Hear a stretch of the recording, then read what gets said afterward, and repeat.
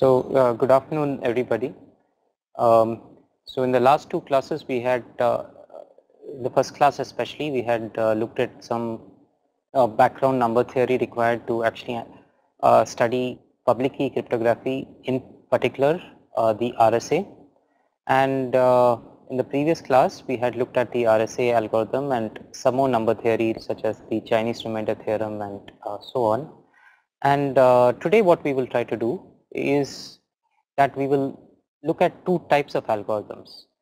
One is the primality testing algorithms and the other one is factorization algorithms.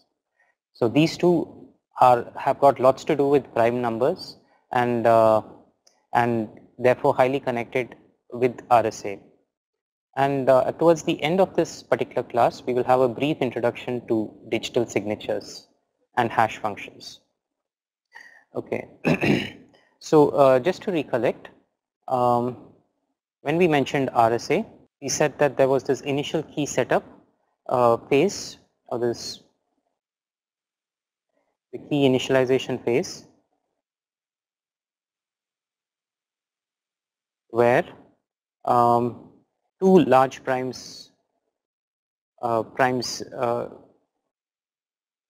P and Q were selected, so that P is not equal to Q, and then we computed a product P into Q, and then we chose a particular value B at random such that GCD of B comma phi of n is equal to 1.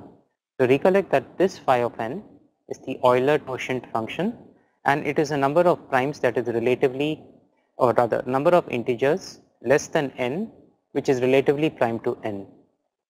Since so we had also seen that this phi of n is can be written as phi of p into phi of q, and since p and q are primes, so this is equal to p minus 1 into q minus 1.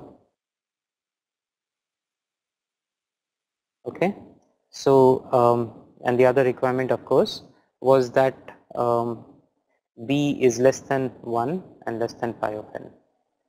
So given this, the reason that we want that the GCD of b and phi of n is 1 is so that they are relatively prime, and when that occurs, we know that b will have a multiplicative inverse. So we will use the extended Euclidean algorithm to compute the multiplicative inverse of b, which we denote as A and represented as b inverse mod phi of n. So the public parameters was the values n and b, while the secret or the private keys were the numbers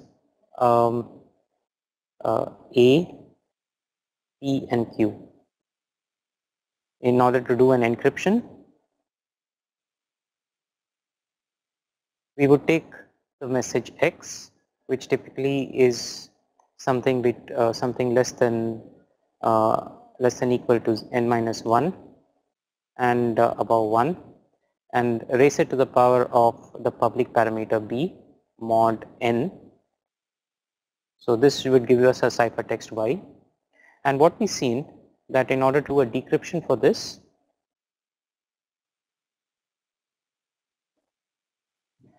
we take y, raise it to the power of a mod n, and this would give us the original message X. So what we are going to look at today is this first part. How do we select these large primes?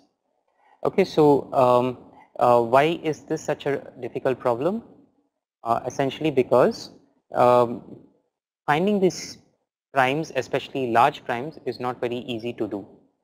So we'll look at what are the problems that can crop up, and we will look at a couple of randomized algorithms which will help us to actually select or find such prime numbers P and Q through which we could actually do an RSA encryption.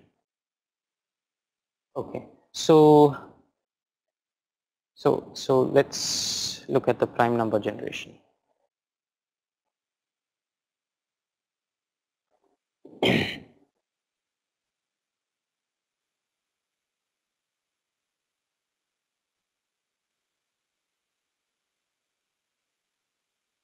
So we, rather than actually saying that we generate a prime number, the correct thing to actually say is that we test a number, if a number is prime or not. So it is known as a primality test, where given a number, say for example m, you determine if m is prime or composite.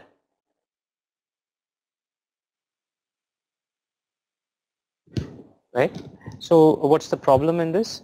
Like all of us had in the past been able to done some kind of test like this, where we have actually determined whether a number is prime or composite.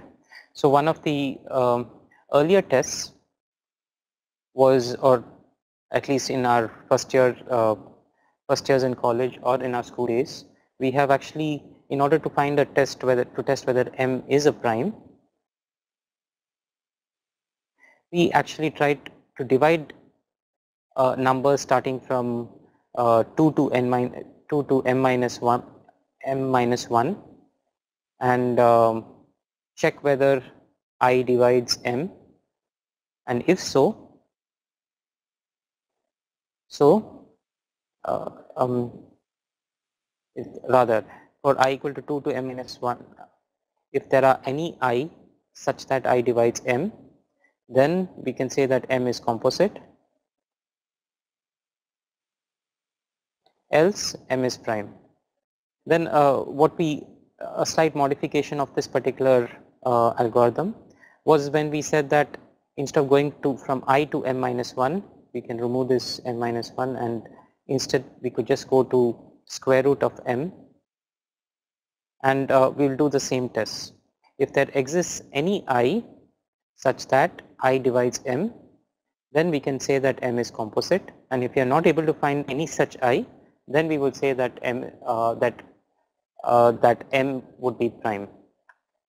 Now a slightly better algorithm, what we actually introduced last time, was to instead of going through every value of I, we use the fact that every number m can be represented as the product of prime powers. For example, m could be represented as some prime 1 to the power of e1 into prime 2 to the power of e2, prime 3 to the power of e3, and so on.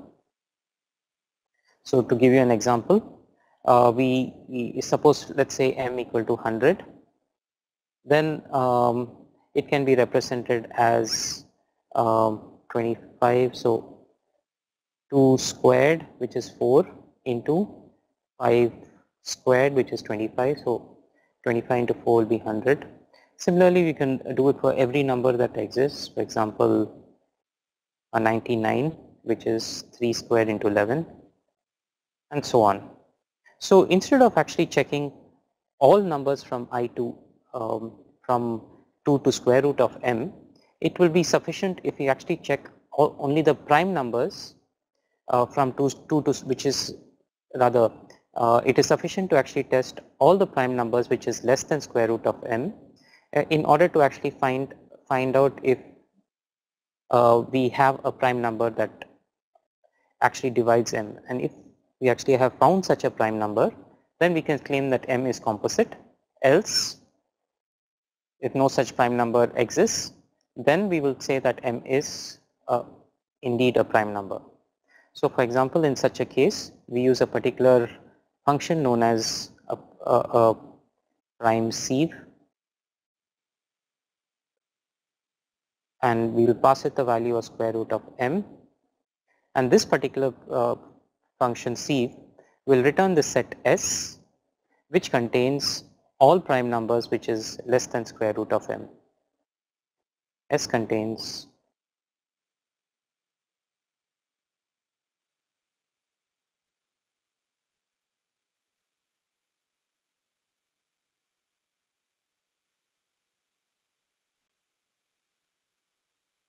less than square root of m. So our primality checking algorithm will now be something like this. S is a set. So for every element in capital S, if every element, let's say call it small s, if small s divides m, then m is composite,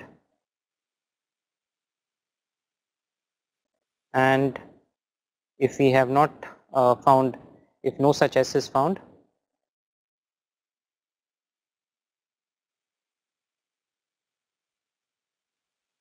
then m is prime. Okay, so now if we want to actually find such a prime number, the only way we can go about it is choose some random number and then try to determine whether that number is prime or not. If the number you chose happened to be a composite number, then which we have found out by our test, then we will have to repeat this particular test again and again and again with different values of m until we actually find a number which is prime. So we'll keep that as, say, the p value, and then we'll run this program again and again and again several times until we find another prime number which is not equal to the previous one, and we will call this q, and from this we can actually start our RSA. However, let's see the difficulty of this. So we want for example prime numbers to be of typically, we want typically RSA works with the size of n to be approximately 1024 bits, right? This is what is actually required for RSA to work in a secure manner. So why 1024 bits? So we want all possible attacks on RSA to be extremely difficult. We want it to make it extremely difficult for the attacker to actually brute force through all the primes and run programs like the ones we have actually seen previously, and try to actually factorize the value of n.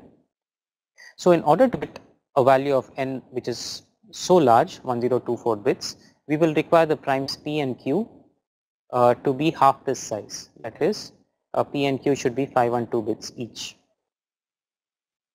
So the way we actually go about it is we select randomly random 512 bit numbers, and then we check whether it's prime, and we continue this until we actually hit upon a pair of prime numbers. Now what is known is that the probability that a number is prime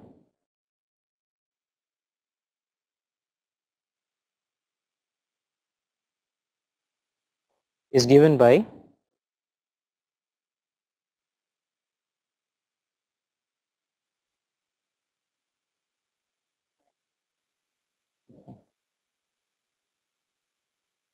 probability that a number is prime is given by 1 by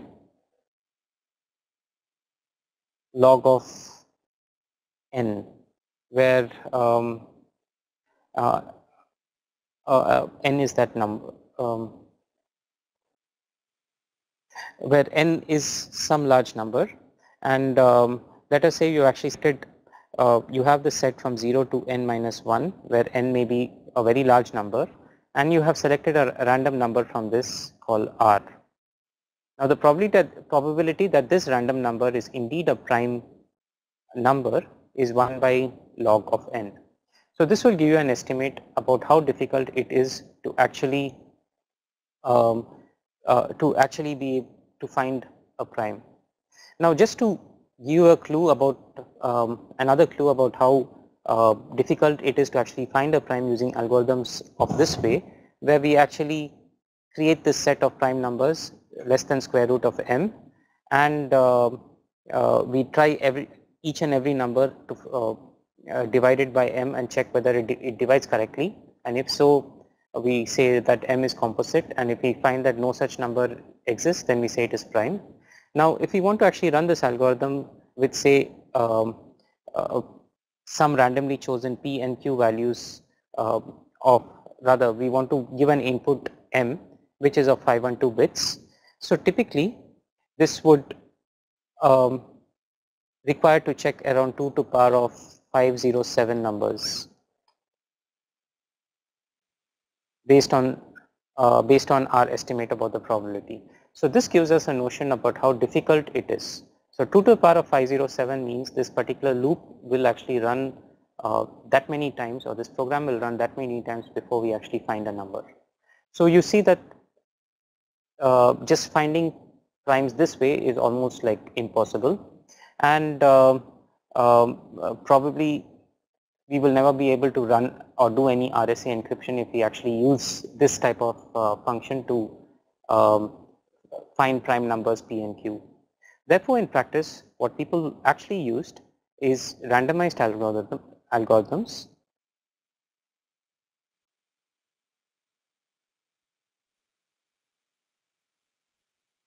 that would actually detect whether a number is, whether a large number is indeed a prime or a composite. So what we are going to look now are special types of randomized, or a type of randomized algorithms known as the Monte Carlo randomized algorithms.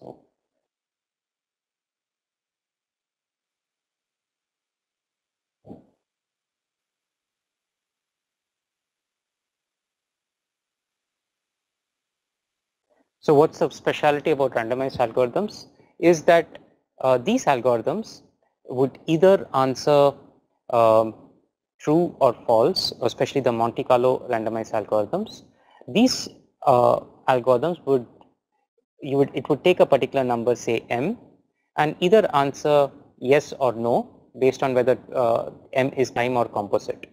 However, the difference between the standard algorithms that we have seen so far and Monte Carlo randomized algorithms is that sometimes the answers are correct and sometimes the answers are wrong. So what I mean by this is that the Monte Carlo randomized algorithms will not always give you the right answer. Rather, the answer may be correct sometimes, and in other times it will be wrong. So based on this, we actually would define two types of randomized algorithms. One is known as the yes based random Monte Carlo randomized algorithms. So what it means like this, what a yes based randomized algorithm means is that the randomized algorithm, as mentioned, would answer either yes or no.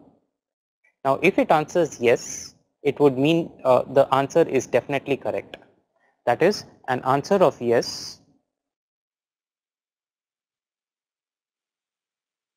by the Monte Carlo algorithm is definitely is always a correct answer. However, an answer of no may be correct, but it also may be wrong. So may be correct or wrong.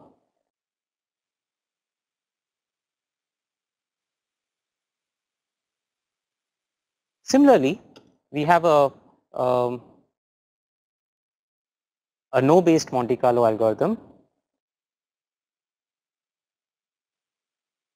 where an answer where if the randomized algorithm actually returns answer of no is always correct. However, an answer of yes is may be correct or wrong.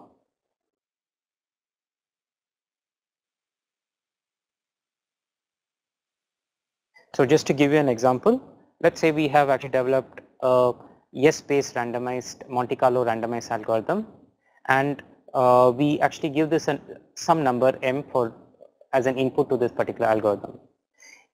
And this particular algorithm, if it returns yes, that means indeed, and you are 100% guaranteed that the number which you have sent as input is indeed a prime number.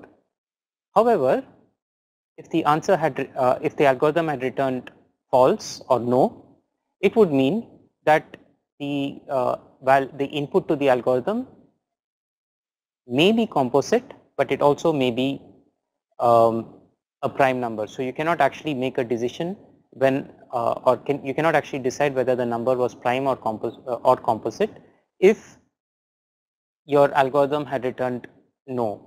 On the other hand, if it had returned yes as the output, then you are 100% sure that your input that was given, the m value which was given, was indeed a prime number. So let us take one particular example. Okay, so this particular example is based on, so this particular primality test, which we will first be seeing,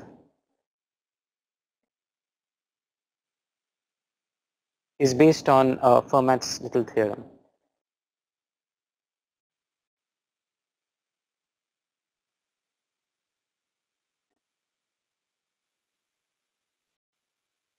Or called, it's also called the Fermat. So suppose we have this value n and we want to know whether n is prime or composite. From this Fermat's little theorem, we know that any number n has to be prime. That is, if n is prime, then if you take any number a, raise it to the power of n minus 1, then you would get 1. Then you would get a result of 1 modulo n. However, if so, this is always true in case n is a prime number. However, if n happens to be composite, then this test a to the power of n minus 1 congruent to 1 mod n may be true or it may be false as well.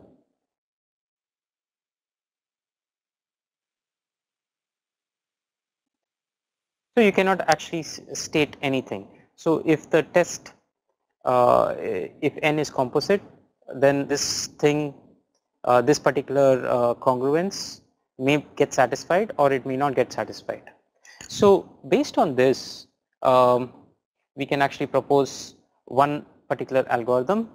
So which is shown over here. So this is a Monte Carlo randomized algorithm, which actually takes which is this function is prime, takes an input n.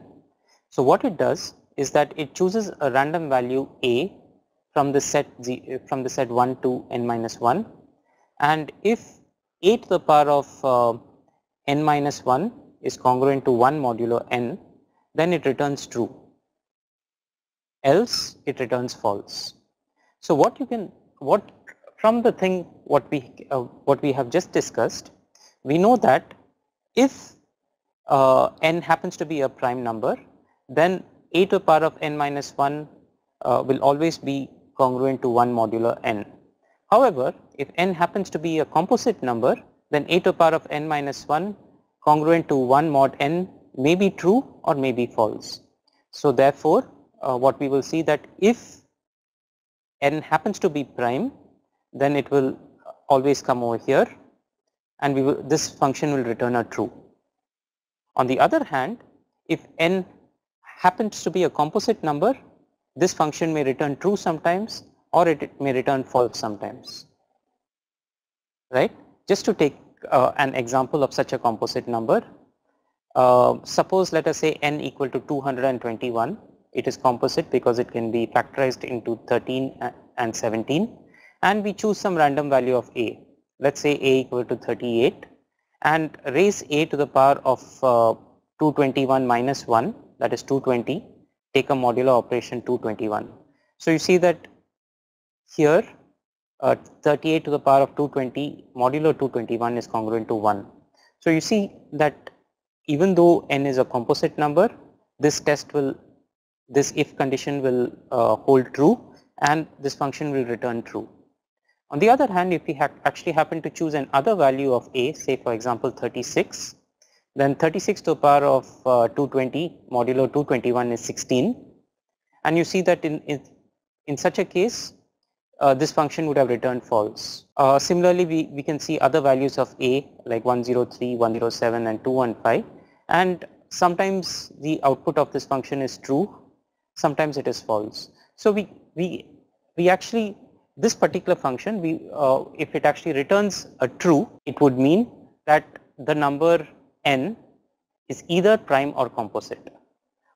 On the other hand, if this function returns false, then we are 100% sure that the number n is a composite number. So that's why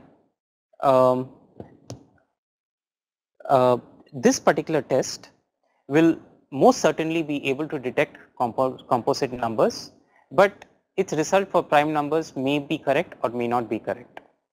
So how do we actually make this test better?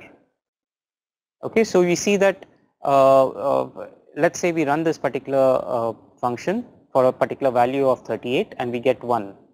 So what can we actually say whether this particular number is prime or composite?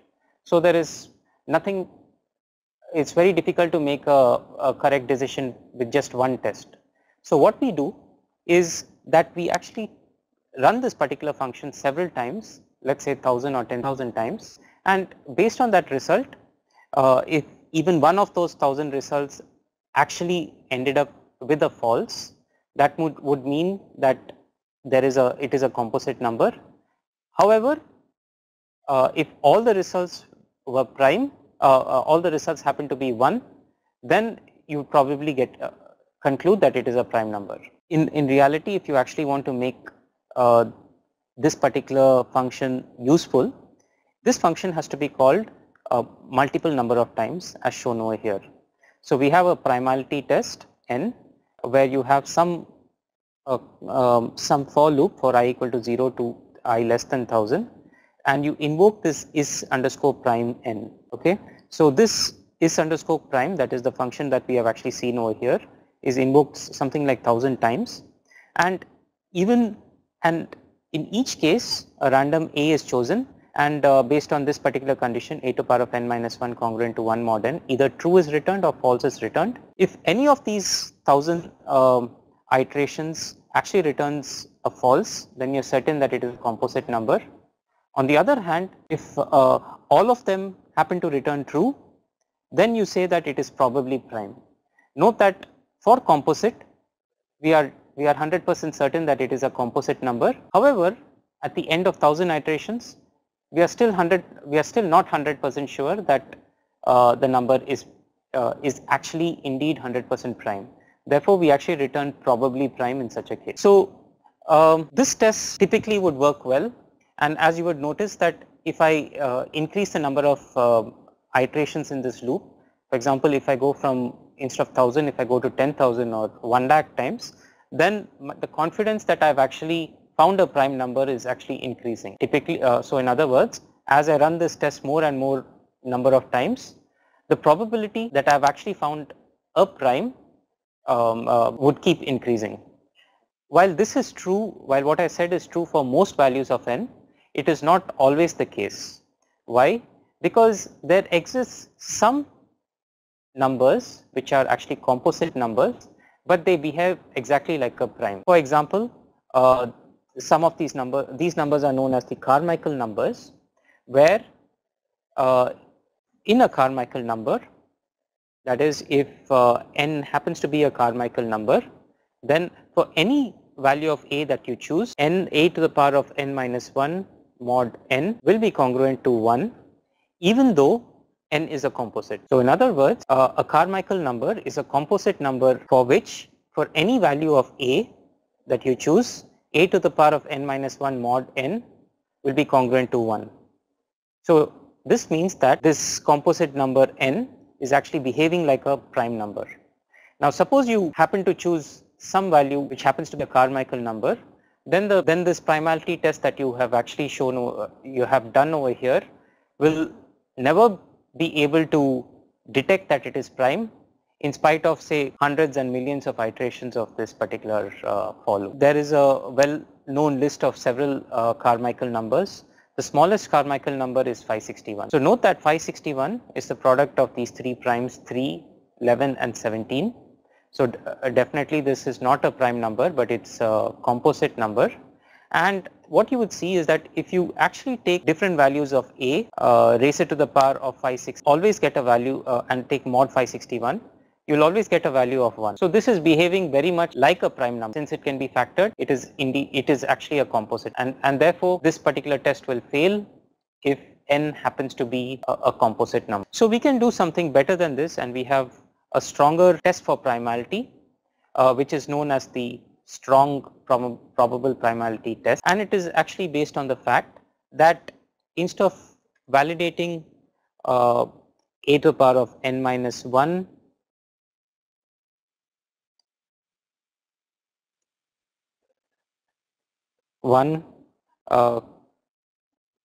congruent to 1 mod n, we will actually take the square root of this, square root of n minus 1 congruent to 1 mod square root of this. So this is congruent to plus or minus 1 mod n.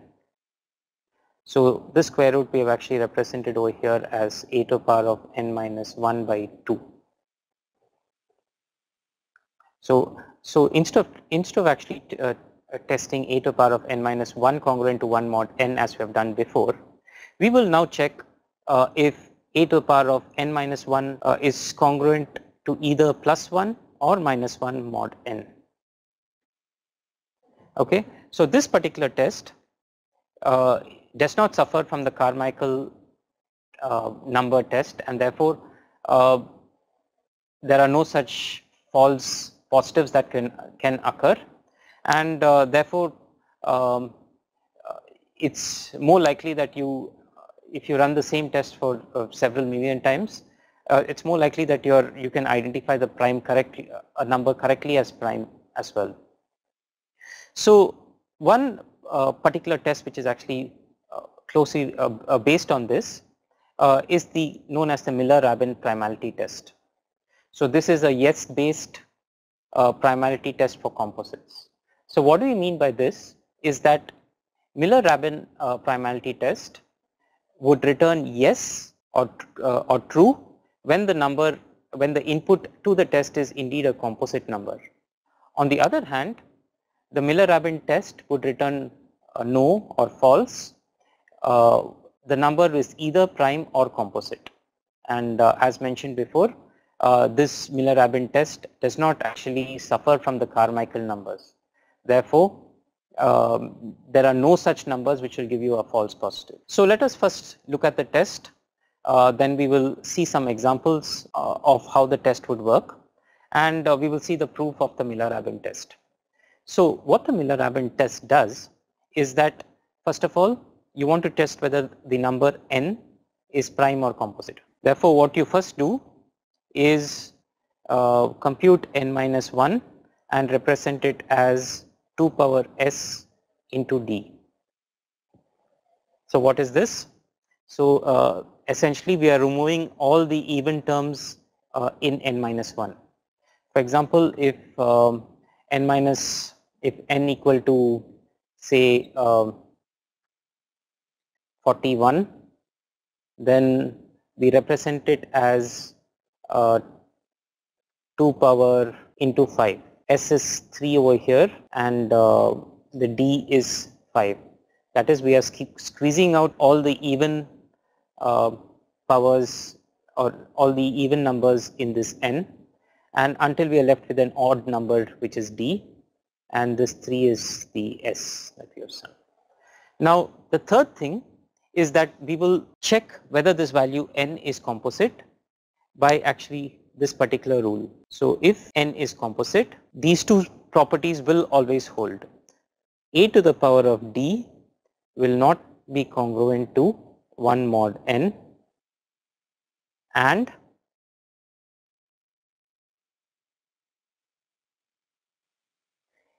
a to the power of d to the power of 2 to the power of r will not be congruent to minus 1 mod n.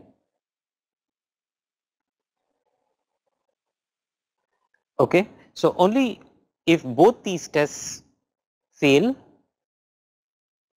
only then will then rather sorry. So only if both these tests hold, only then the number n is will be composite. If any of these numbers will not hold, rather any of these tests will not, the number n will be a prime number. So over here the requirement is we take a raised to the power of d, and for some value of r over here 2 to the power of r, where r is a number less than s, we should get a congruence which is not for none of these values of r less than s, we should get minus 1 as a congruence.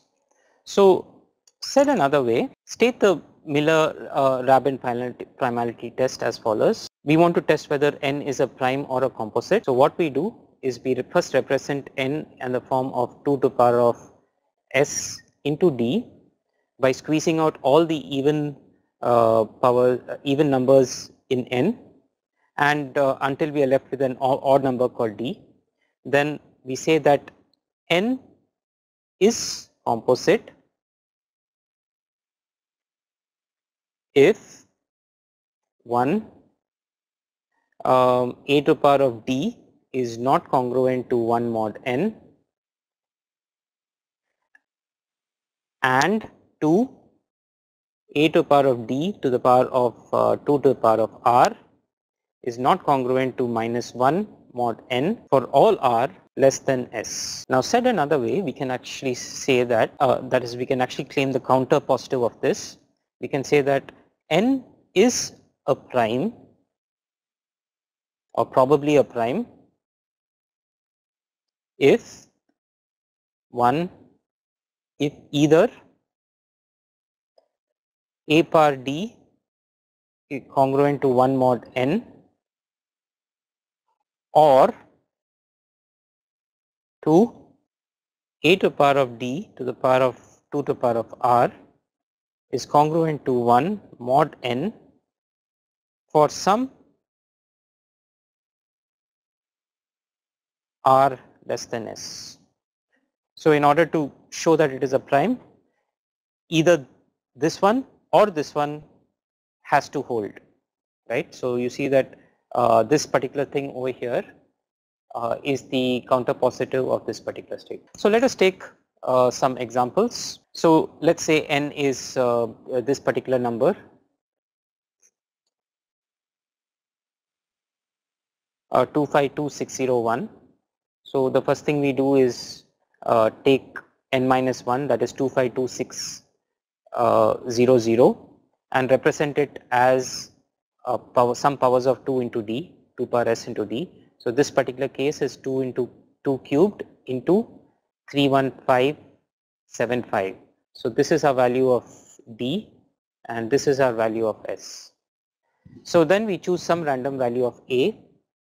So in this particular case we happen to choose 85132, and we first take a to the power of d. So this one over here, this is a to the power of 31575, and this is congruent to 191,102 mod n. So you see, if you go back to our rules, we see that a power of d which we have found over here is should not be congruent to 1 mod n. So it's we see that a power d is congruent to some number which is not 1. So this thing is correct, this thing is this is actually satisfied. So next we take different values of r.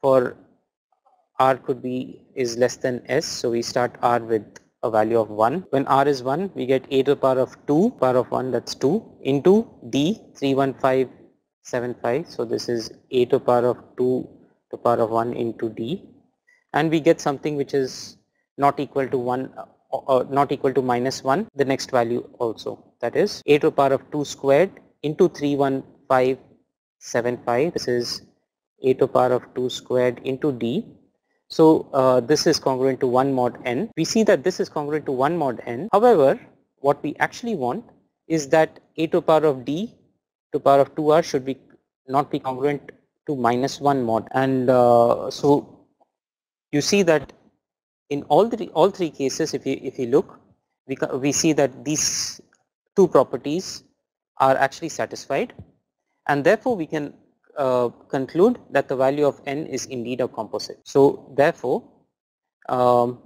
n, that is 252601, is indeed a composite number. So let's take another example of n equal to 577, 577757. Then n minus 1 is 577756, which can be written as 2 squared 144439. So this is our d value and this is our s value. So we have to do two things. So we need to check whether a to the power of d mod n is congruent, should not be congruent to 1, and 2, a to the power of 2 to the power of r into d mod n should not be congruent to minus 1 for r less than s less than equal and greater than equal to 1. So we'll actually look at this. So when we actually compute a to the power of d mod n, so this is 373220. So the first thing is satisfied. But next, when we see is that a to the power, when we have the value of r to be equal to 1, we have a to the power of 2 into 144439, that is d. So a to the power of 2 to the power of 1 into d, and this happens to be 577756, which is congruent to minus 1 mod n. So why is it minus 1? You see that this is 577757 and this happens to be 56. So just 1 before, so it is represented as minus 1. So you see that this second property is not satisfied, and therefore the number not composite. So therefore this second property does not work, and therefore the number is probably prime. So let us look at some example, the proof for this. So as we mentioned before, so we are first taking n, which is the number which we want to check for primality. We write it as n minus 1 equal to 2 to the power of s into d, and in order for that number to be composite, then a to the power of d should be not congruent to 1 mod n, and a to the power of d into 2 power r should not be congruent to minus 1 mod n for all numbers r which are less than s. So in order to prove this, we will actually consider the counter positive, which we have seen.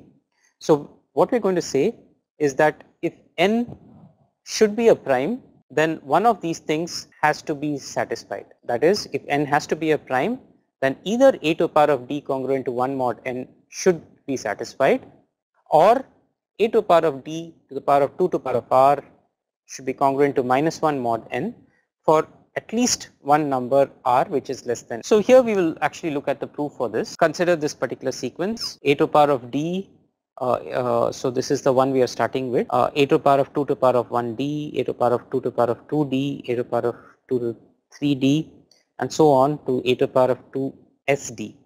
So this thing we know to be equal to a to the power of n minus 1, and if we actually take mod n, we know that this should be 1 in terms for a prime if n happens to be a prime.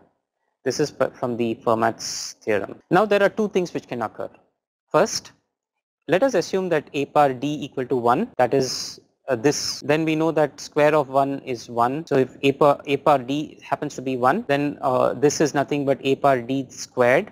So this also is 1 squared, which is equal to 1, and this is again 1 squared, and so on. So we get 1 over here. Alternatively, so this first requirement may be satisfied, and our proof is done. On the other hand, a power d is not equal to 1. The first part of this thing does not hold, and we need to actually find out or find something or some particular r value between from here to less than this, a to the power of 2 power s minus 1 d, that is still here, somewhere over here which is equal to minus. So we know that this is not equal to 1. However, due to Fermat's theorem, we know that this will be 1 due to the Fermat's theorem, and therefore what we can state, each of these numbers before this, or this is not, this number over here is actually the square root of this particular number. So if this number, let us say, is t, this number is the square root of t, and we know that since t is equal to 1, square root of t will be equal to plus or minus 1 mod n. So if it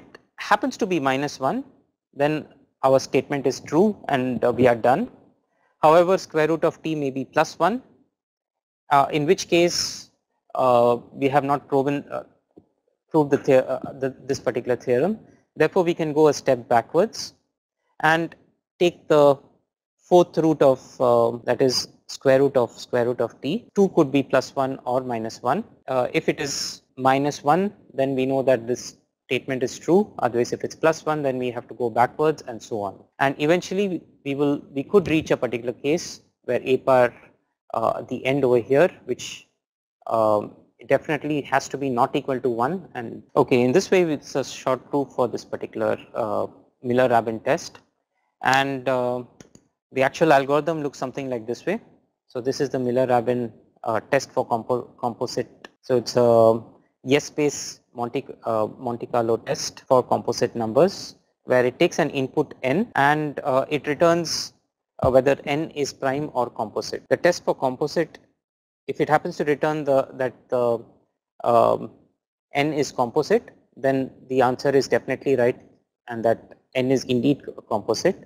On the other hand, if it returns n is prime, then the answer may be wrong as well. That is, n may be prime or it may be composite. It could possibly be composite as well. Given a particular n, the first step is to actually find denote the n minus 1 as 2 power s into d, and then choose where d is an odd number. The second step is to choose some random value a belonging to zn and then compute a to the power of d mod n. So if this happens to be which we denote as b, so if this b happens to be plus or minus 1, we return that n is prime. If this particular test does not fail, does not hold, we actually try to find a value of r which is between 1 and s. B to power of 2 to power of I will be minus 1, as we have discussed in the previous slides.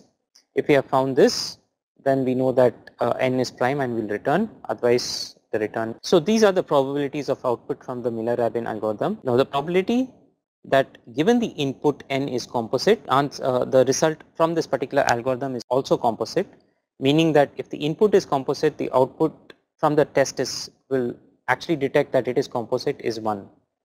That is because it is a yes-based test for composite numbers. On the other hand, if the algorithm returns that n is prime, as in this case, however the input is actually composite, then this probability is less than half. Similarly, if the input is composite given the output from the algorithm is prime, this probability is less than 1 by 4. Okay, so let's look at another type of algorithm known as which is actually based on quadratic residues. So I think I will skip this particular thing due to a shortage of time, and this is actually another test known as the Solovay-Strassen primality test, but in most practical uses of RSA, a variant of the Miller-Rabin test is indeed used. What we will next see is some factoring algorithms. So what do you mean by factoring algorithms? So recollect that what we know, what is public in RSA is the value of n and the public key p. Now what we said is that if our RSA is actually based on the assumption that given this value of n, it is actually very difficult for someone to factorize n into p and q. Now if somebody can factorize n into p and q, then RSA can be trivially broken. So that is the reason why we will actually look at various algorithms.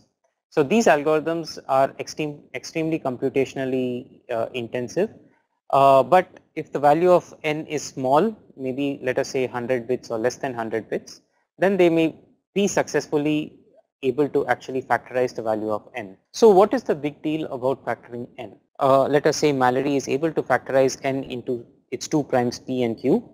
Then Mallory can compute phi of n, which is equal to p minus 1 into q minus 1, and therefore she can then compute the private key A and be able to decrypt all the messages, because she knows that B is public, so she knows this, and phi of n is what she just computed from the P and Q, so she has obtained P minus 1 into Q minus 1 to compute phi of n.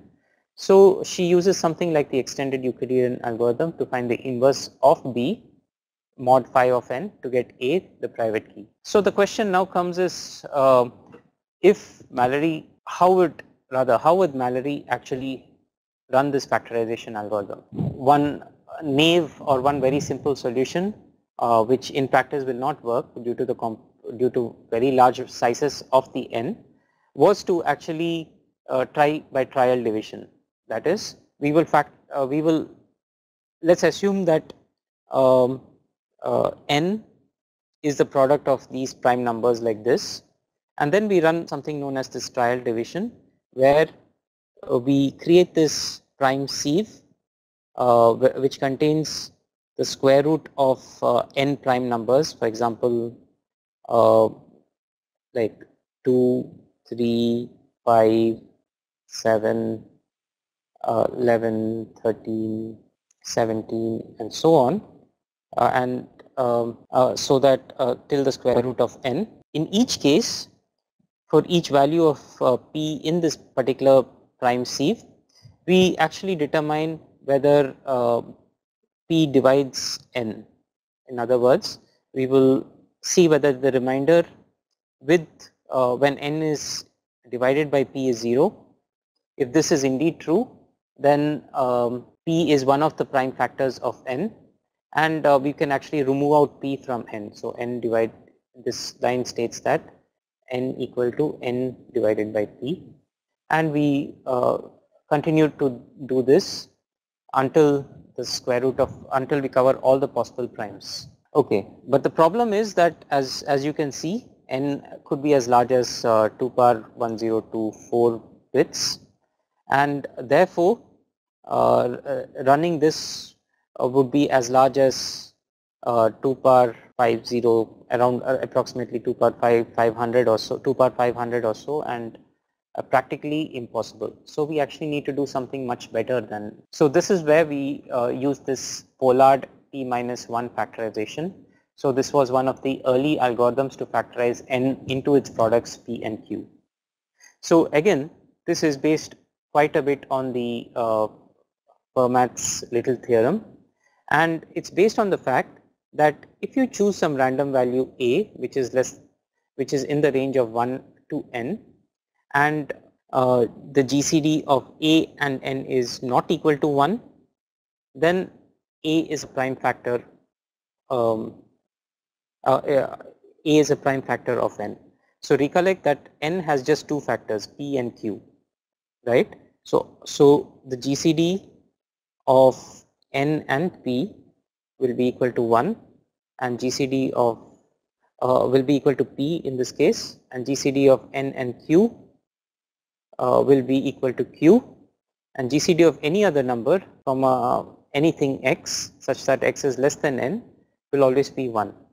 So therefore, if you actually choose a random number a which is between this range, and you're choosing, and you happen to become very lucky and you choose a particular a such that you get a GCD which is not equal to 1, that means you have found either the p and q. However, as we know, since there are just two ways you can make the guess correctly, while there are billions and billions of ways you can actually make the guess wrong.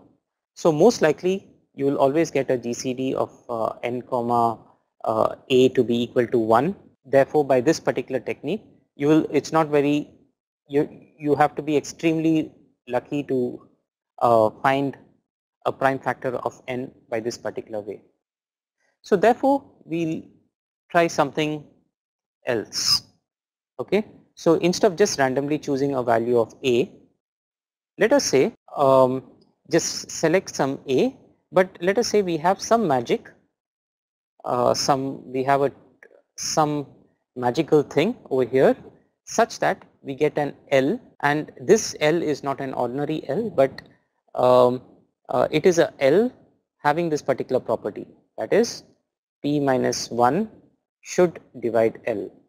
Note that P is one of the prime factors of N, and we have, by some magic, which we will which assuming we are able to actually do this, or we know some kind of trick or some hidden secret or something like that, by which we can select an L such that P minus 1 divides L. We use this L to compute a to the power of L minus 1. So note that a to the power of L minus 1 equal to a to the power of so this is because P minus 1 divides L, there is some constant K such that P minus 1 into K equal to L. So we can actually replace this L with P minus 1 into K minus 1. What we know, a to the power of P minus 1 is congruent to 1 mod P.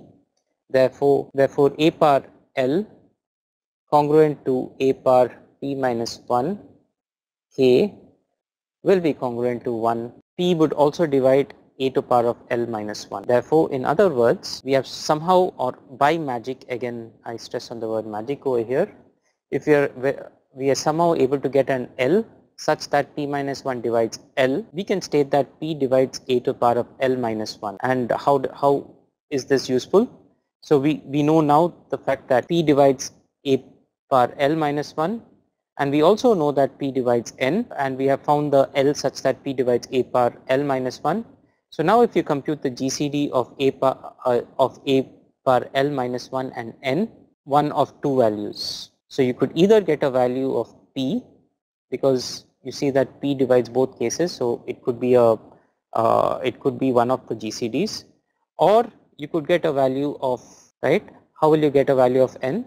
So for example, if you actually have a value of L so large that actually N divides a to the power of L minus 1 as well, then the GCD of a power L minus 1 and N will be, so this is not the thing which you are actually interested in, but what we are actually useful for us is when we get a value of GCD which is not equal to N, and in such a case we have found a value, the value P, which is one of the prime factors of N. So a slight, now let's look at about the magic trick that we have actually done. So we had assumed that we actually magically know this, or computed this value of L such that P minus 1 divides L, but in reality there is no such magic, and there is no easy way for us to actually find this particular value of. So the only way we could actually go about this is by a trial and error, where we could try different values of L and hope that we find an L where this particular property holds. So what we do is we choose different factorials, like we start with 1 factorial, then go to 2 factorial, 3 factorial, and so on, until we actually find a particular factorial which would actually work for us. The actual algorithm due to this is as follows. This is the Pollard P minus 1 factorization algorithm. So you take a equal to 2 initially, and you check that GCD of a comma n is greater than 1. If this is indeed true, then we have found a factor that for this, that the GCD itself is a factor.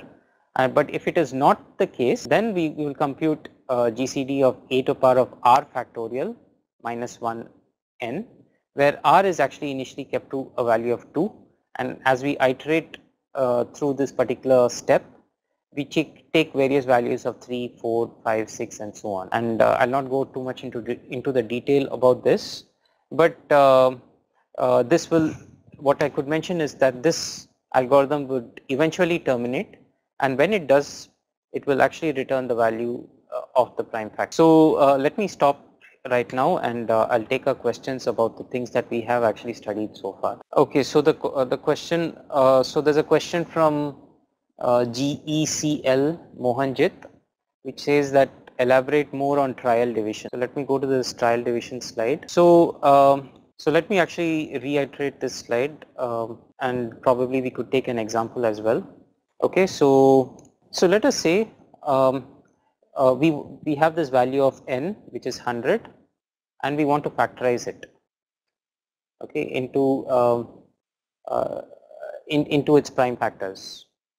Okay, so the first thing we know is that the prime factors of n the prime factors of 100 will be less than the square root of 100, which is equal to 10. So what we do is we try all the prime factors, or rather we try all the primes which are less than n. So what are the primes which are less than n? That is 2, 3, 5 and 7. So the first thing what we will do is we'll take 100, we'll do 100 divided by the first prime, that is 2. So you see that it will divide perfectly, it will leave a remainder 0. So so we can actually just, instead of this, we could just say percentage 2 because we want just a remainder. So this is equal to 0. So we can state that one of the factors of 100. So the next thing we do is take n equal to n divided by 2. So that is 50, and we will try these prime factors again. So you see that 50 percentage 2 again is 0. Therefore, another prime factor which is present is 2 again. So so as before, n equal to n by 2. So we go to 25.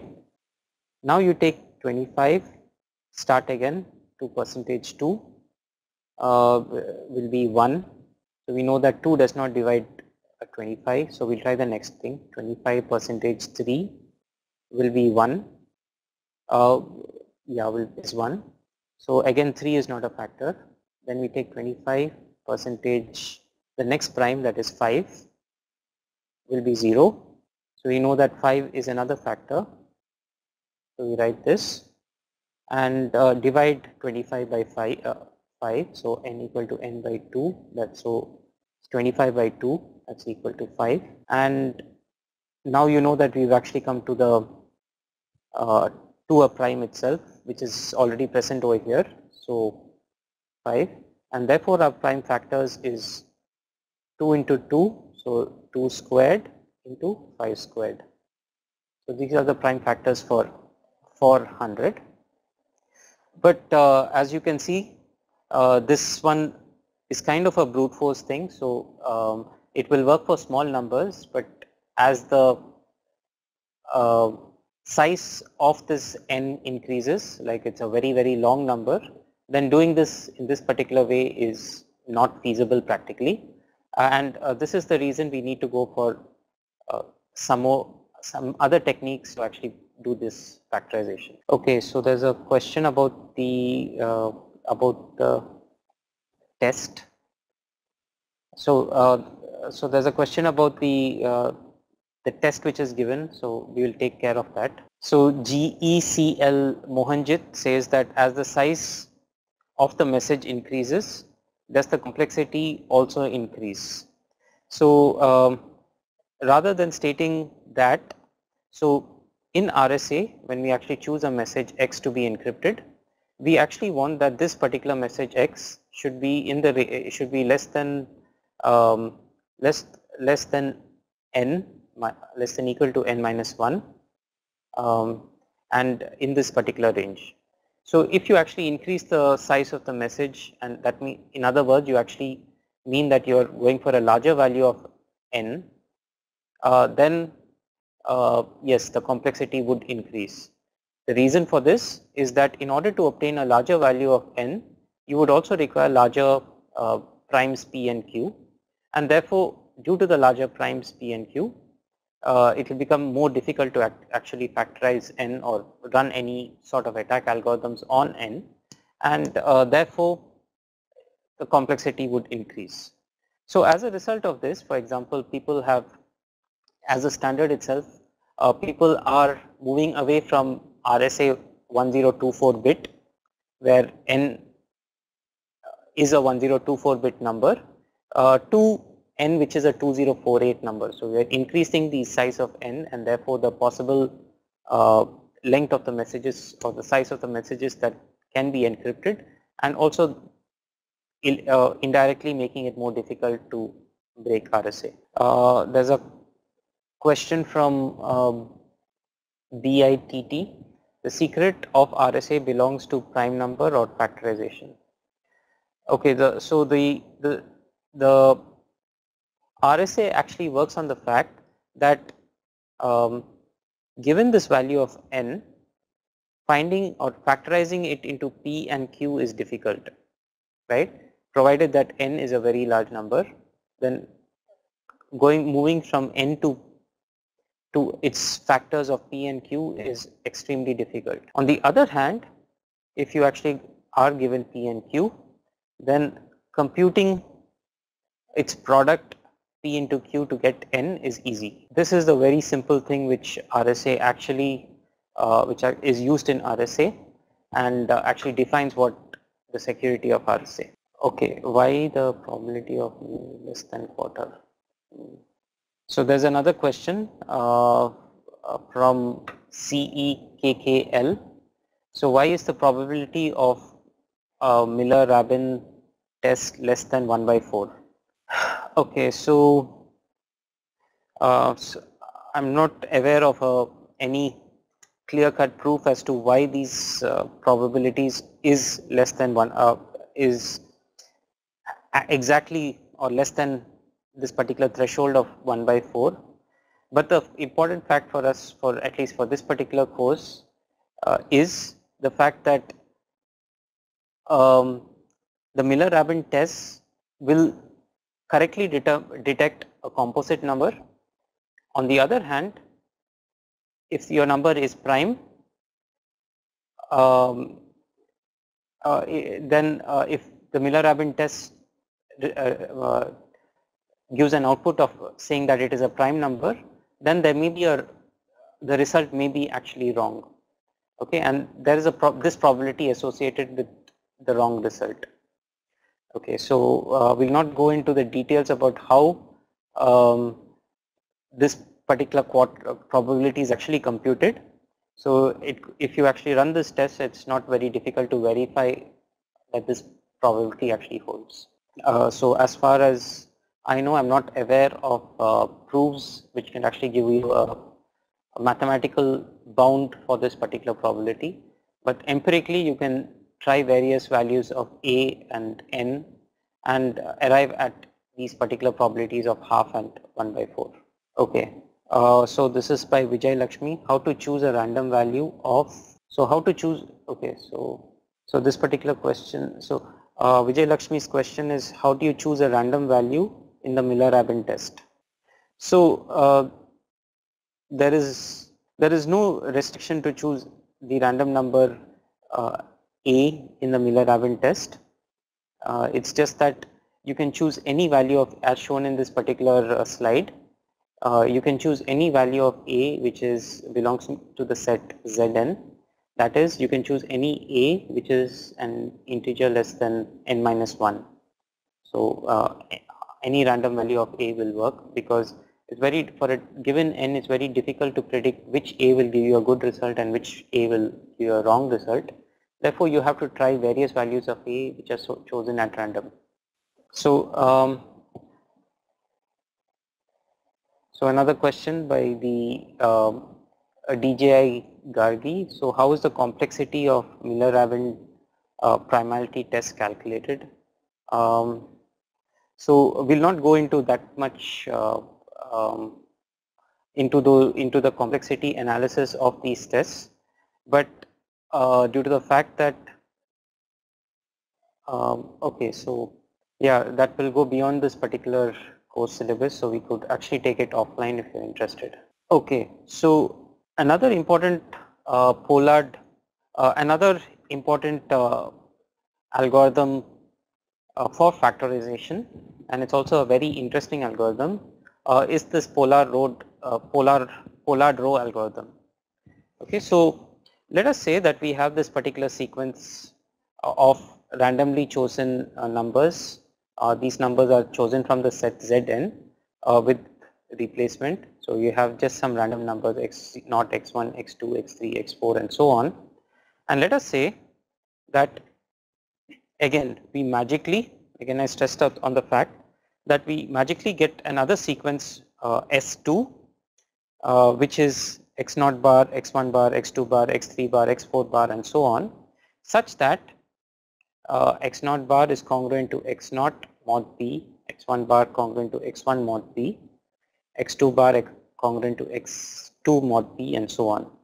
So what we are saying is that something in this sequence, for example xi bar is congruent to something, the equivalent thing in this sequence S1.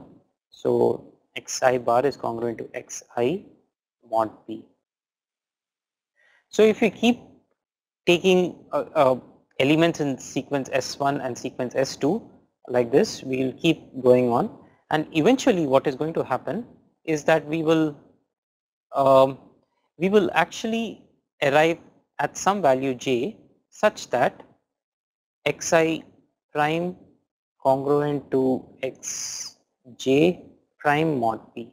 If we actually keep taking elements in this particular sequence, eventually we will reach some value of j such that xi prime bar is equal to xj bar.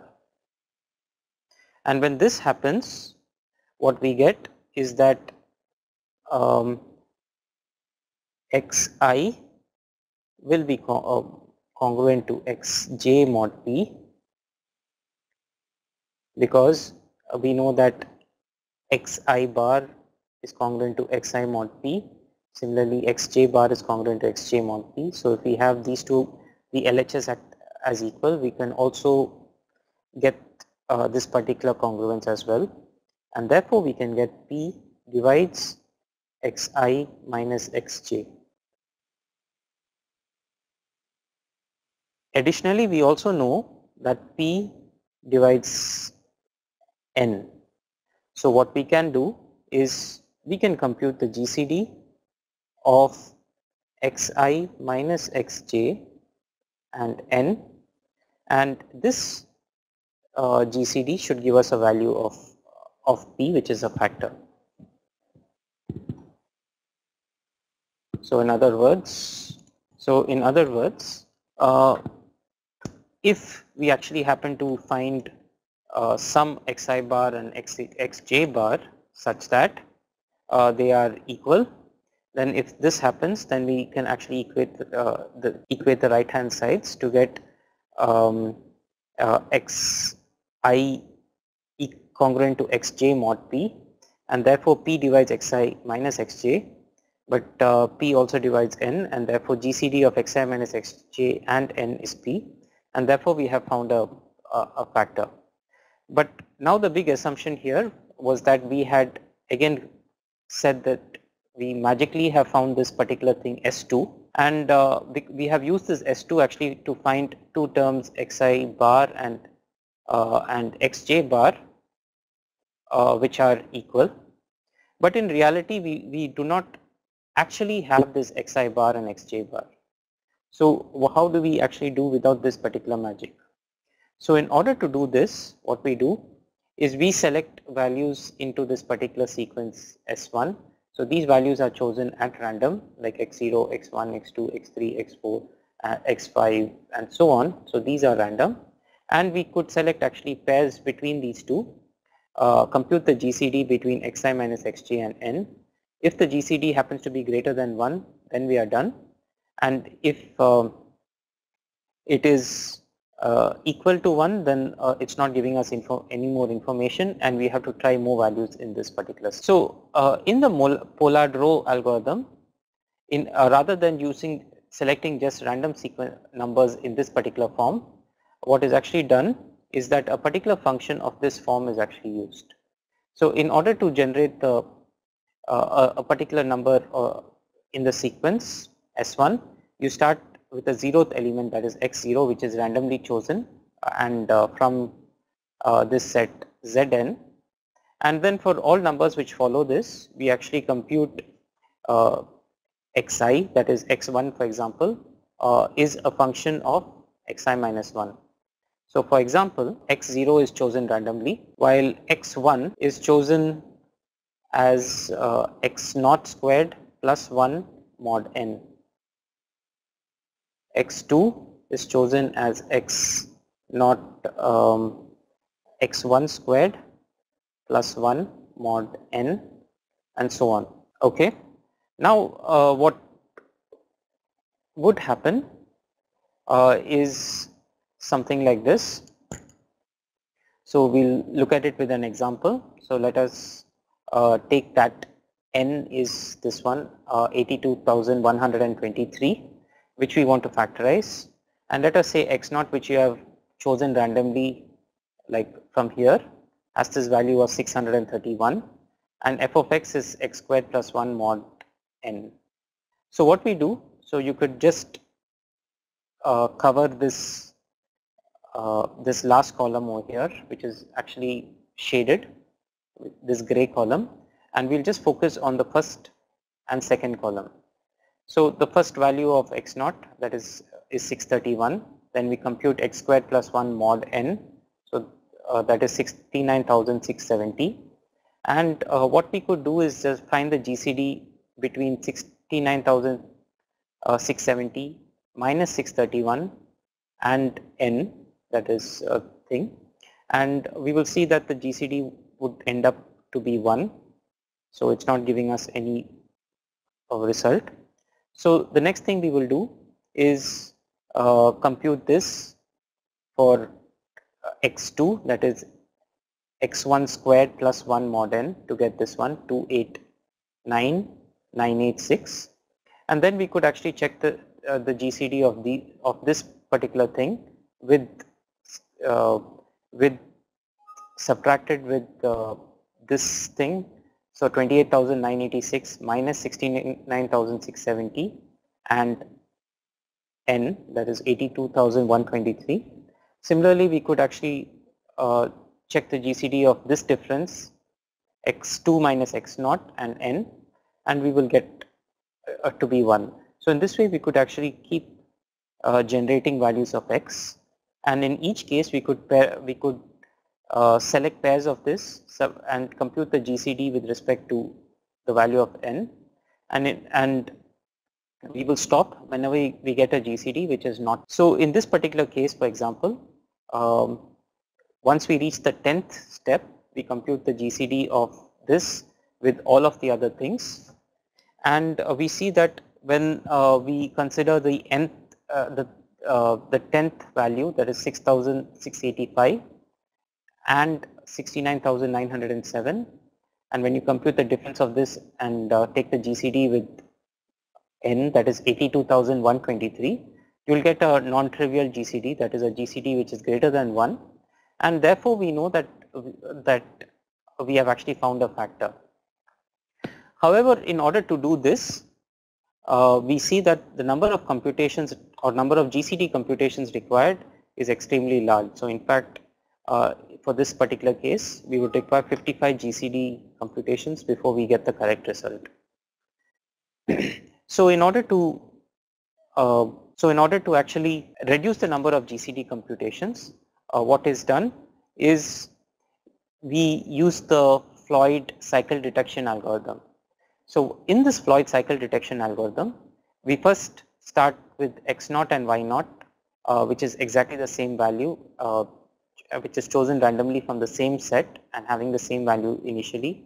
In this case, both x naught and y naught have a value of 16, and this value xi is for I greater than 0 is computed just from the previous value. So for example, x1 would be computed as f of x0, x2 is computed as f of x1, f3 is computed as f of x2, and so on.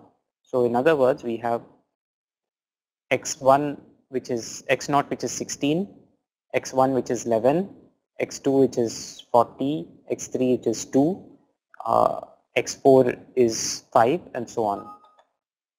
Now we are also computing another sequence called yi, which is x of 2i. So we are actually invoking the f function twice.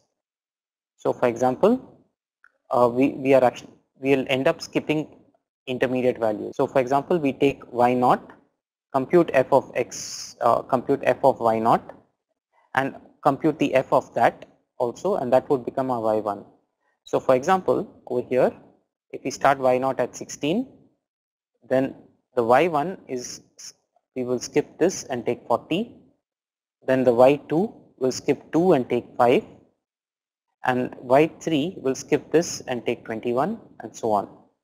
So if we actually go on this way, what we see is that we will, and if we actually compute the GCD of xi minus yi with n, and if it is greater than 0, then we return that particular GCD because we have factored it. So what we will actually see is that before completing one particular circle of this row symbol, we would have actually found some xi and yi, which will give you a GCD which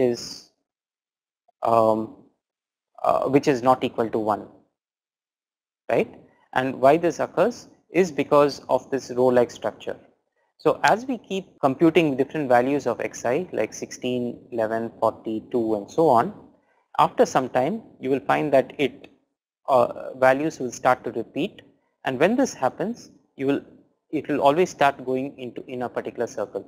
So for example, you have 16, 11, 42, and if you keep continuing to compute the different values of x like x5, x6, x7, x8, x9, x10, then x11 will start to repeat again, and from then onwards it always follows a cycle. So there are proofs which will show you that before the cycle completes, the sequence xi and yi will actually intersect at a point, and when that occurs you will be able to get a GCD which is non-trivial, that is which would result in a factor for n. So by Berthet paradox we can the complexity of this is the square root of p, where p is the prime factor of n.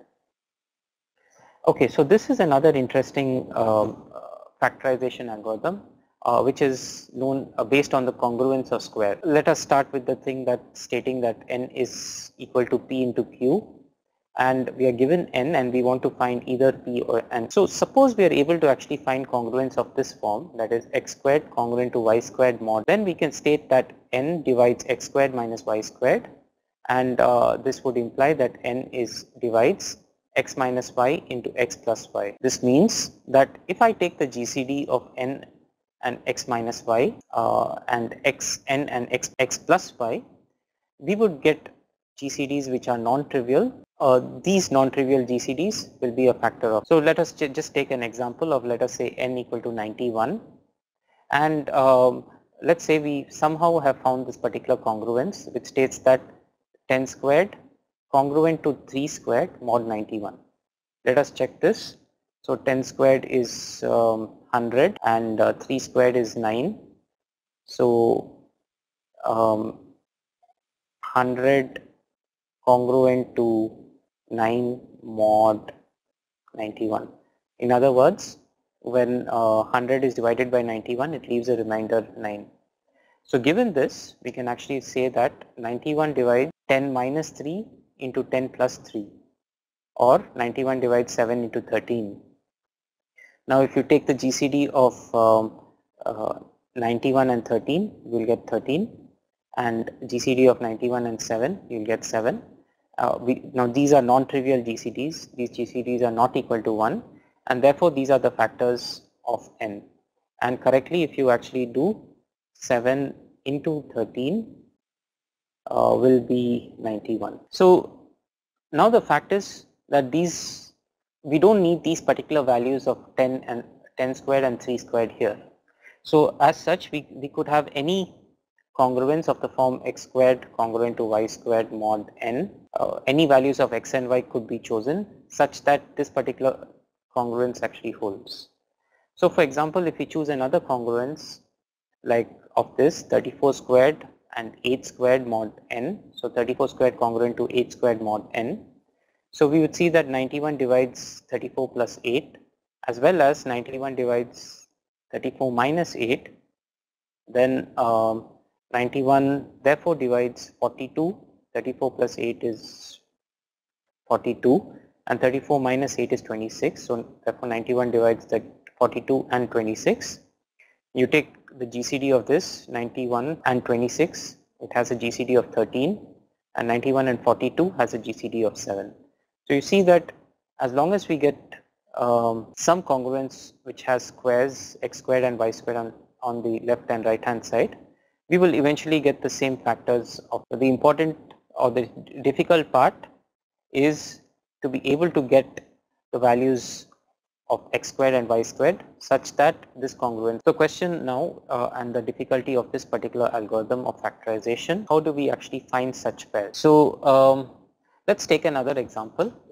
Let's say that n is 1649 and let's say that we have perfect squares on the left hand side. So we have 41 squared and 43 squared, and on the right hand side we have that 41 squared is congruent to 32 mod 1649, and also we have that 43 squared congruent to 200 mod 1649.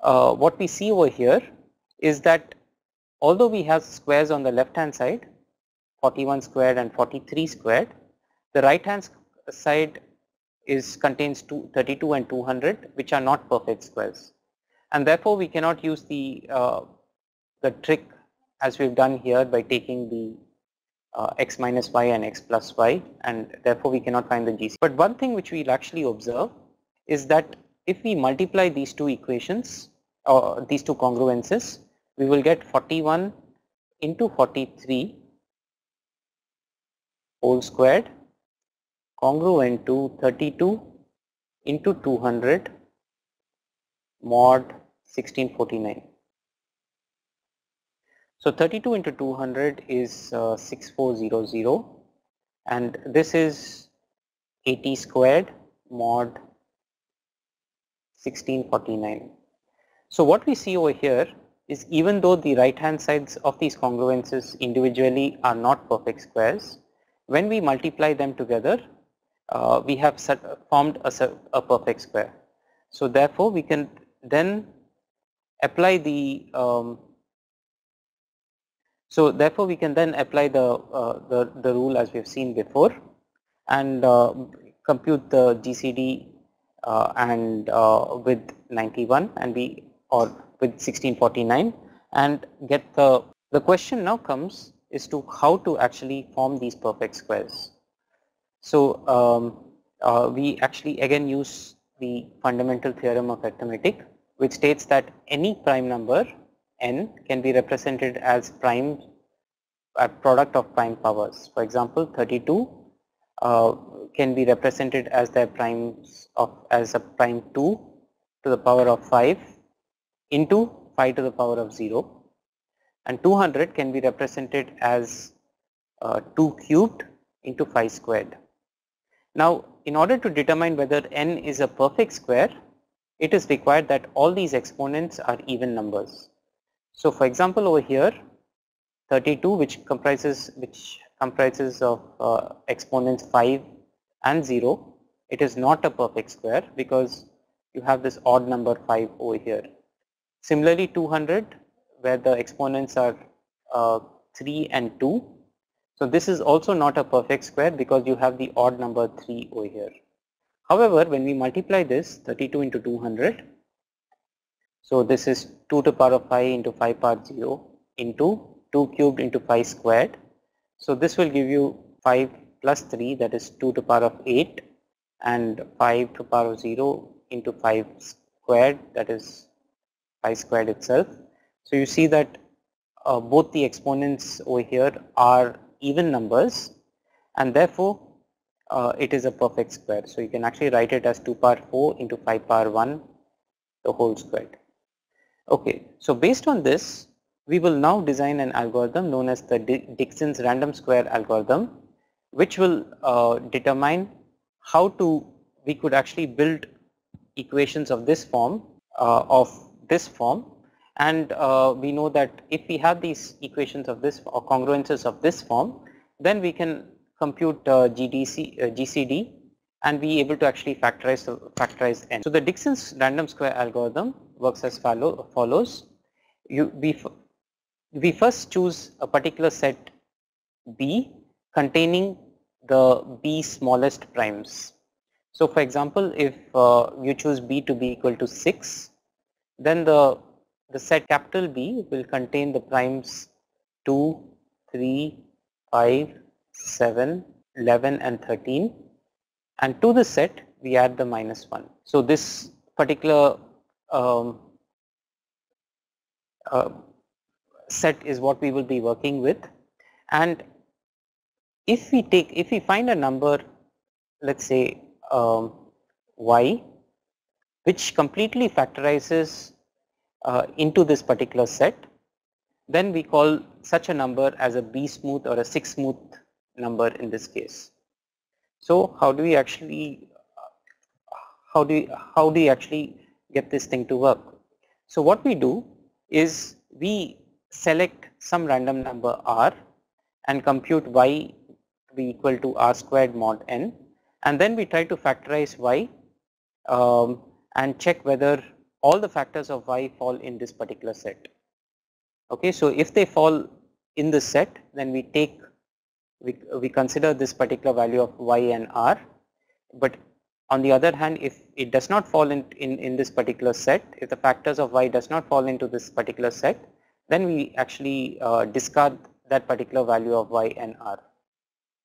So just to show an example, let us say that we are taking n as 1829 as we have done previously, and we take small b as 6, and we created this set of 6 prime numbers and -1, that is -1, 2, 3, 5, 7, 11 and 13.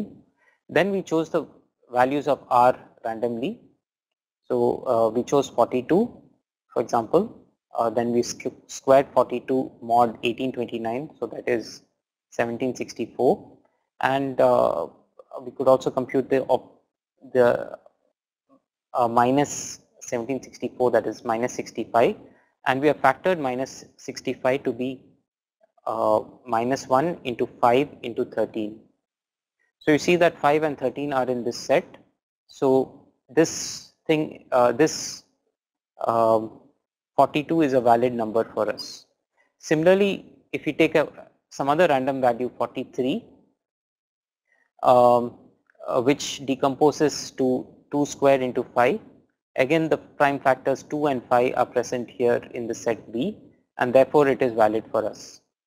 However, if we actually select this particular random value 60, which where 60 squared becomes -58, and we see the prime factors for -158 mod 1829 is -1 into 2 into 29. So this 29 is a prime factor which is not present in this particular set, and therefore we will actually eliminate this particular thing. It's not interesting for us. So in a similar way, 61 is factored into 3 and 3 squared and 7. So this is in the set B, so it is good. 74 squared is -1 into 11, so again falls in the correct set. 75 squared is 2 into 3 into 23, because of the 23 which does not fall in the set, so we cannot accept this. The other things of 85 squared and 86 squared can be accepted. So from this we are able to actually select values of r and such that are able to select values of r squared such that r factors into the set B. So we now create this particular table in this particular form, where in each table we write the various r squared values, for example 65, 20,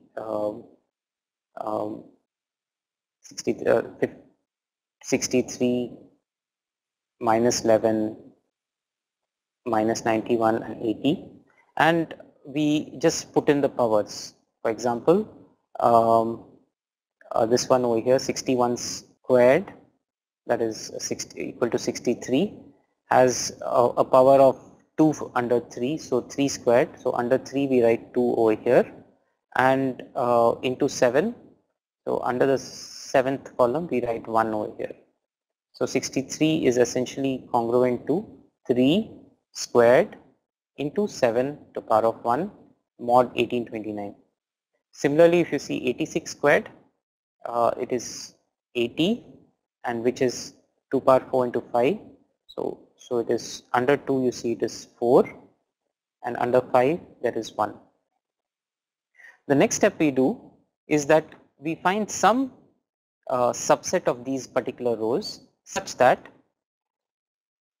the columns have all even powers. For example, if we actually consider these 4 rows and sum up all the powers in these particular columns, then the sum would be even. For example, over here we have just 2, here we have only 2, here we have 1 plus 1, so it is 2, here it is 1 plus 1 is 2, here 0, and here 2. And what we are actually achieving is that we have only even exponents in if we actually consider these 4 rows together, and therefore we can actually get the congruence that we want. So what we will do is we will take the value of r corresponding to each of these cases, that is 42, 43, 61 and 85, 42, 43, 61 and 85, and we can represent them as a square as in this form, and on the other side we can just consider only the prime factors. So it is minus 1 because it is there, we are considering 2, 3, 5, 7 and 13, and all of them have powers of 2, so we could just club it outside. So note that 11 is not considered over here because it has an exponent of 0, so the 11 does not play a role in this. So now we see we have 2 perfect squares, one on the left hand side, one on the right hand side, and this boils down to, if you just compute this, it comes to 1459 squared congruent to 901 squared mod 1829. And from here, as we have done before, we can take 1829 to be 1459 plus 901 into 1459 minus 901 and compute the GCD of in each case, that is GCD of 1829 and 2360, that comes to 59, and that is when you take the sum over here, and if you take the difference you will have 1829 and 558, so you will get 31. So the factors of 1829 is 59 and 31. So this being said, so there is a lot of research going on to actually get better factorization techniques. The techniques which we have just seen, like the Dixon's random squares, the Pollard row and the Pollard p minus 1, are very trivial or the first level or the first cut factorization algorithms. A lot of much more complex and much more stronger factorization algorithms are present. For example, we have the quadratic sieve algorithm, which is good for when the values of n is around 100 digits, and much better than that is there is this number field sieve or general number field sieve, which can factorize numbers which are much greater than 100 digits. Okay, so if you actually are interested, there is an open source code for the general number field sieve. So this is available GGNFS or GNU general number field sieve code, and also there is a RSA factorization challenge. So this is a set of values of n which is opened, which is present on the internet, and it's a contest on the internet where people could actually go to this particular website, this Wikipedia website, and find there the values of n which have which needs to be factored. The values of n would be keep getting larger and larger, and therefore the price money involved in factorizing n would also increase.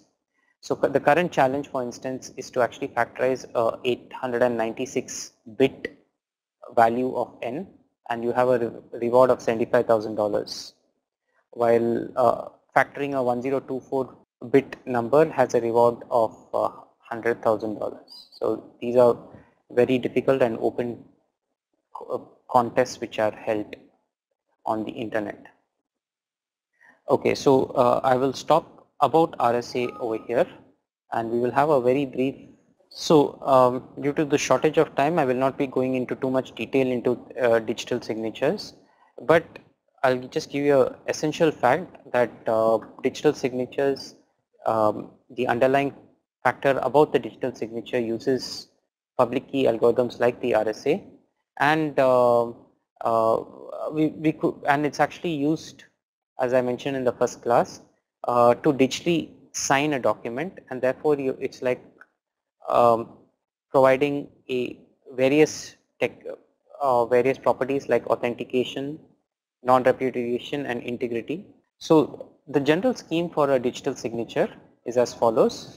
So Alice has a document which she wants to sign, and she wants to ensure that this document is not tampered with by anybody else on the internet, and she is the only person who can who should be actually signing this particular document. So what she does is that Alice has a, let's say, an RSA cryptographic system, and therefore she has an RSA public key. She takes that RSA public key, passes it this message through the signature scheme to get what is known as a digital signature, and this tuple x comma y, where x is the message, y is the digital signature, is then passed, maybe advertised on the internet or passed through an unsecure channel. Now anyone in the entire world could take these values of x and y and pass it through a verification algorithm, and also pass to this verification algorithm Alice's public key. So the result of this verification is a value of either true or false. So a value of true indicates that this document is indeed signed by Alice and nobody else, while a value of false indicate that the digital signature does not match the document, and therefore the digital signature is invalid. So just to give you an example of how a digital signature looks with RSA, it would look something like this way. So Alice wants to sign a particular document called X. So what she does is she first hashes that particular document to h of x to get this value z. Then she computes y as z to power of a mod n. Note that a is her is Alice's RSA private key, and therefore she uses her private key to actually sign the particular document. So note that this is actually different from the normal typical RSA encryption, where Alice would actually use the public key to sign, public key to encrypt, but over here in order to sign she uses her private key. So once she has signed the particular document, she gets this tuple x comma y, where y is z power a, the signature for that document, and x is the original message, and she can actually send this particular document over the internet.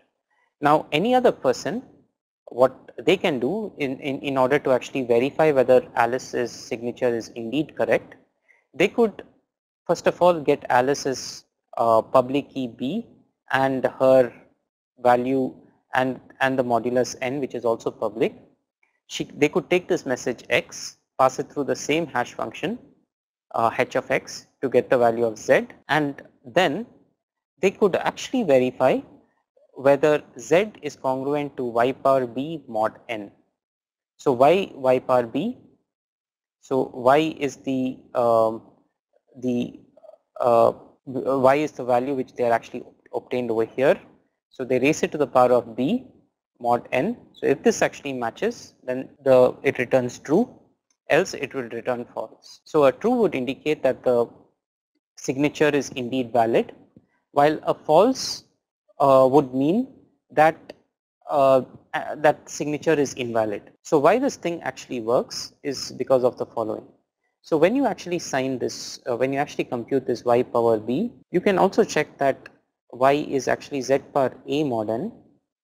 So it's in fact z power a to power of b mod n, and as we know before, this is z power a b mod n, and since AB is congruent to 1 mod phi of n, so this is equal to z, and therefore if the public key and the private key are actually matching with each other, when you actually compute this exponent in this particular way, the effect will cancel out, leaving only the value of z over here.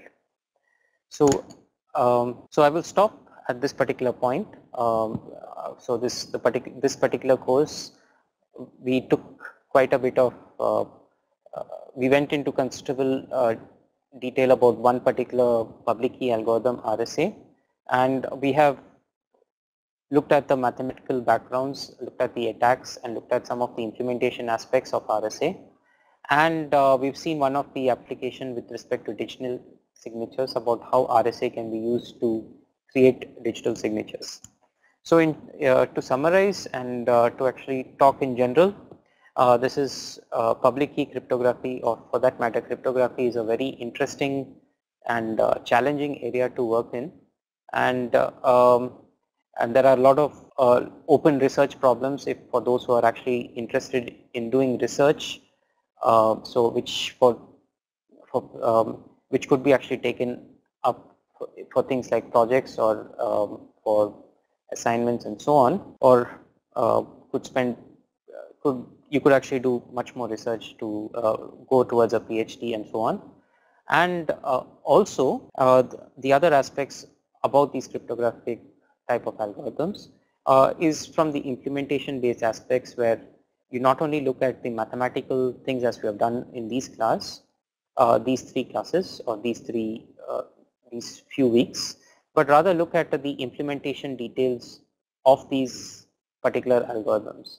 So I will not go into the detail about these aspects, but also just would like to highlight the point that it's not just these algorithms which are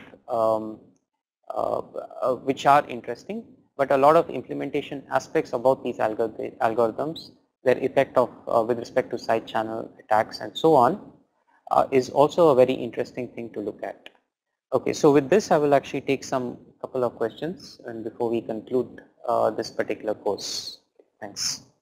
Okay, so there's a question from IGC EPJB Talvinder. Please explain Carmichael numbers again. So I will go back to that particular slide. So if you have a number n, which happens to be a prime number, and if you choose another number a, then you're 100% sure that if you take a raised to the power of n minus 1 mod n, you will get 1, provided on the other hand, if n is composite, then this particular congruence may or may not hold. In other words, if n is composite, there may be some a such that a raised to n minus 1 mod n will give you 1, and there may be other values of a such that a to the power of n minus 1 mod n will not be equal to 1. However, when we come to Carmichael numbers, so they are composite numbers, where if you for the Carmichael numbers, which are they are composite numbers, where if you take any value of a and raise that value to the power of n minus 1 mod n, you will always get 1. So in some sense, these Carmichael numbers, even though they are composite, they behave just like these prime numbers. In other words, just like prime numbers, where 2 any value of a raised to the power of n minus 1 mod n, you'll get 1. Similarly, for a Carmichael number, any value of a raised to the power of n minus 1 mod n will always be 1. Now the problem for us is that we will not be able to distinguish between a Carmichael number and a prime number. So we can typically we can actually distinguish between a prime number and a composite number by this test. So we could just try different values of a. If we find an a where this particular congruence does not work, that is a power n minus 1 mod n is not congruent to 1, then we can definitely say that number is a composite. And if we have not found, then we can try more and more numbers of different values for a until we find something where this congruence is not equal to 1. And in such a case, we can conclude that it's a composite number.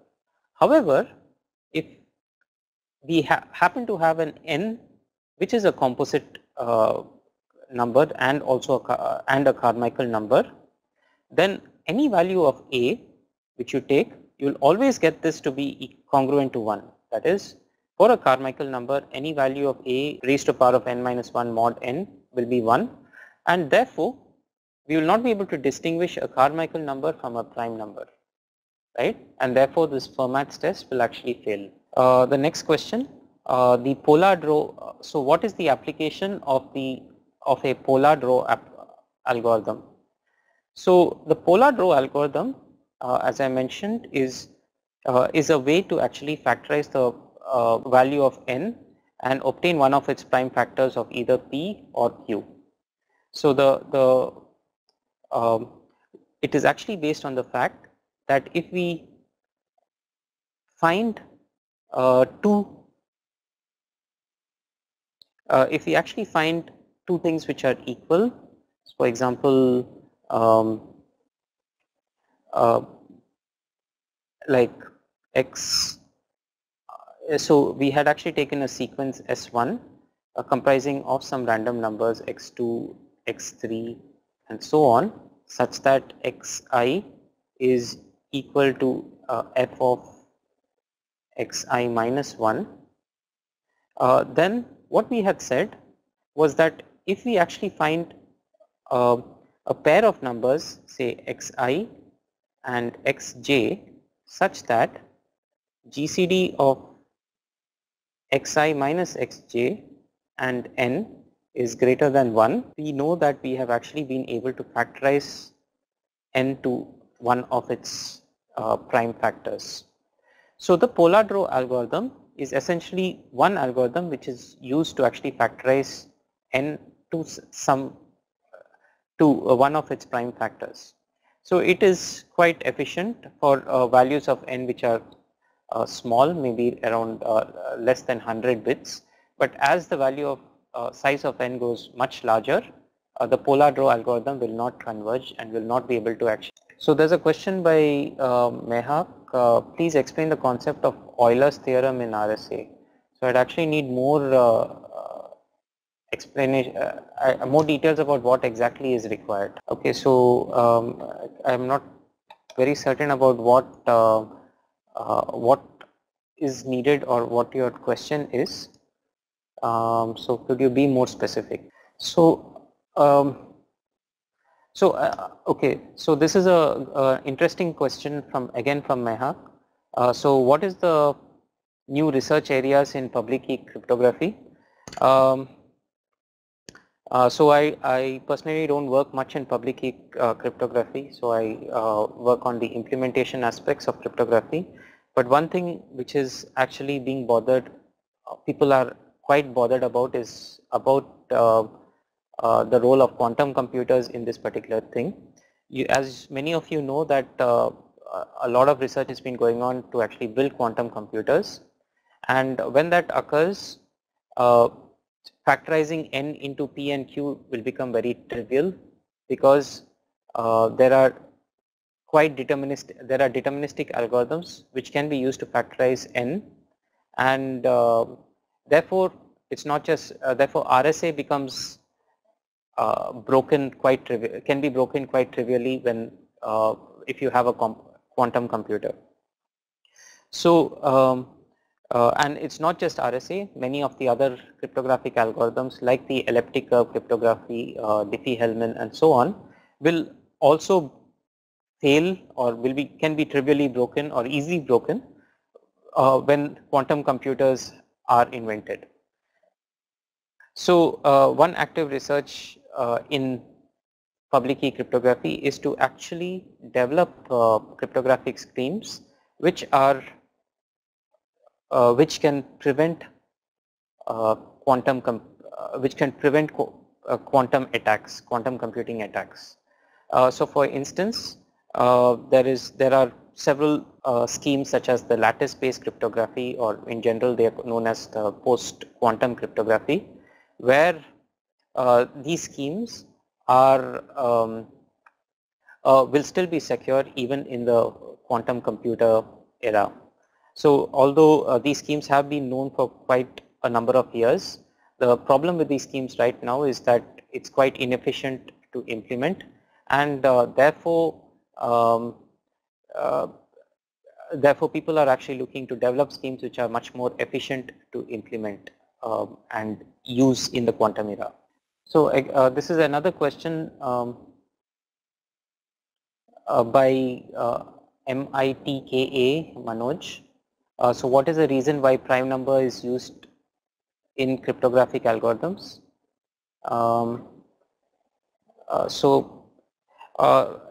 Yeah, prime numbers essentially is used in the RSA scheme, and because RSA is based on the integer factorization problem where you have a number n and it's actually very difficult to find the prime factors of n, and that's why it's actually important. So discrete log problem. So just like the RSA, which works quite considerably on integer factorization problem, there is the discrete log problem, and I think I have mentioned this in the first class. I've given a small overview of the discrete log problem, where you have something known as a generator G in a particular ring, let us say Z, and you are given some particular secret integer called k. Now the discrete log problem states that given G and k, it is easy to compute G to power of k to give you the result maybe m n. However, so this is easily done. However, given n and k, it is difficult to compute for GS. So given n and k, it is difficult to get G. So this particular problem has been also used quite considerably to build cryptographic systems like the Diffie-Hellman cryptographic algorithms and so on. And as I mentioned in the first class, there is an equivalent discrete log problem on elliptic curves, which is known as the elliptic curve discrete log problem, which is becoming highly popular these days due to its large amount of security per bit offered. So this is gradually replacing the RSA crypto system. Okay, difference between a digital signature and a digital certificate.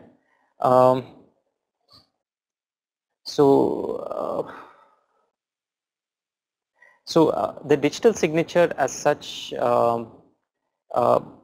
is, as we have mentioned over here, it contains the message and a digital sign from of that particular message, which is created by some public key cryptographic algorithm like the RSA. The digital certificate contains this as well as some other information, just such as something about some trusted parties or certificates from some trusted parties, which tells the validity of the certificates. So there's a one question which is remaining, which talks about how can we know more about trial division. So trial division is not a very difficult thing. Probably it's if you just look at the slides, the presentation slides, and the program itself is given there, so you could just try to write it and it's not very difficult to actually, or you could write it in your lab today itself. So it will just take around 1.5 hours to write that particular program. Okay. So thank you all very much. I hope you had a small introduction and a nice introduction to public key cryptography, and I hope you enjoyed the course. Thanks.